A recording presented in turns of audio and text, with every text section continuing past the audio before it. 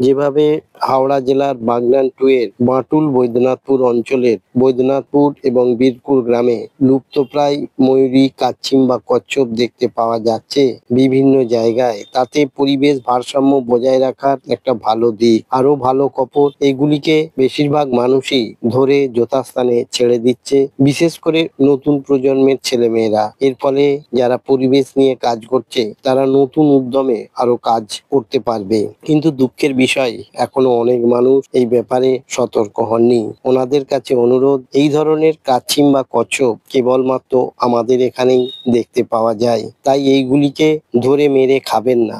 আপনাদের বিভিন্ন ধরনের খাবার আছে, এগুলি বাদ দিন। সরকার এদের জন্য বিশেষ ব্যবস্থা নিয়েছেন, এমনকি বাধ্য হলে আপনাকে কঠোর শাস্তি দেওয়ারও ব্যবস্থা আছে। তাই এগুলি ধরলে ছেড়ে দিন, এদের জায়গায় থাকতে দিন, পরিবেশকে ভালো রাখতে দিন। আপনারা সবাই ভালো থাকুন, সুস্থ থাকুন।